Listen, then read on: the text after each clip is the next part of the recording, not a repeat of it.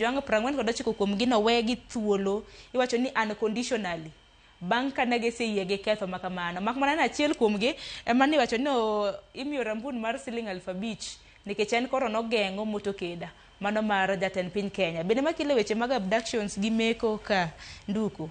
Wach makamande wachang'o nikech koro wacho ni chieng' tarik 7 kana jatend piny Kenya ne ntiere gwenge mag Isiolo. Ang'eni kaka wang' jowi samoro ok wanyal ga kelo tipo makamage. To koro kidhi e mbui kacha nikech tinde kila kitu timore mana e mbui. Ineno gi anena kaka nagigo koko ni jatend piny Kenya. Ema wacho ni niya, ing'eyo sani jatend piny obed on a mission mar listening to Kenyans.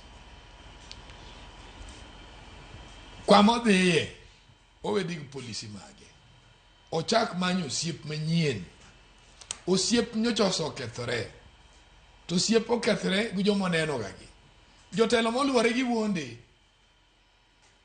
Nikech seche moko jogi tiyo go pesa mang'eny mondo mi jopiny odhi orwake.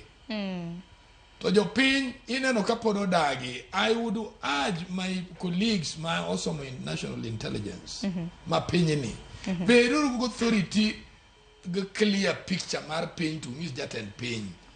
Emo mi ayego court no. Nikech indeed mano case makanyo yudo good lawyers and good investigators. One qualification joka kacha kumadhi e kongo. Koro jogi to mer gang'o. Yoni no is okay. But kongo jogi okumadhi ng'enygi. Iwinja. Those are areas magtakidi utende gi okuosie kongo. Ndawa okuosie. Med mana seyo maniketo negi. Iwinja. Yeah, mago kore nwang' ka gin fake charges. So jakomo nego bed piny kata sani ja president onego penj gin inspector general penji in kaka polise mabeyo opposite polise maricho. Nikech jibaro nwang'o situations bila gigine magi provoke. And the provocation betie nikech gik mineno matimore gi nyone go bed ni gisol listen before. Masama president biro to president so ng'eyo tension madhi beti. Mane momiya yiego president Moi chon kano biro yiko Jaramogi no ng'eyo no kwadware and there was a lot of tension. Moi no biro with a lot of confidence. Ming'eno I remember ne nitie wuoyi moro mane wan go iluongo no Kodo. I kaburi ma Jaramogi neno mako lweto Kodo ni wacho ni kijana saidia. Ting'ena ng polise ka. Nyaka elect squad. Mabe Moi ne maneng the strongest security. To mako kijana cha no kijana saidia. Kech no ng'eyo nu kama joko chope joge ko ok nyala unless koro joge go niguji. Iwinja. Koro gima president otim. President en a student ma the late president Moi. Modongi tiende. Ong'eyo. Obedie piny reflect gik mosotimore gi manage himself well. But sani ka an advisor mare. Sani ken wacho policies modwa timo. Let him listen to Kenyans first. Mondo winji ni be Kenya winjo gik modwaro itayo dhi obed gi planners mage, advisors mage mang'eny mochoki state house gi. Obed kod gi piny wacho ni nyacha dhi Northeastern, mae gi mayudo. Adhi Nyanza, mae gi mayudo. Adhi Central, mae gi mayudo. Adhi Rift Valley, mae gi mayudo. Ere kaka unyalo rwako paro gi e mpango mane wan go kaka sirikal. He will have a successful government. To kaporo bega ni gike modwaro ge mabiro beti he is still going to expect those ones. Iwinja. And podo nyalo nyuolo tulo machielo kokia. So the best thing my president otim Nyasaye so konye en koro tingilo political management. Political science koro bedgo. Let him not force policies. Kapod jopiny ok winj omed puonjre kodgi. Or kita wajumbe negi. Ka wajumbe negi honest adier. Nudwaga no konye. Wajumbe gi jo ote mage. Ama sinde ga or wajumbe gi budi wuwe gi jibudu ok ne the proper result.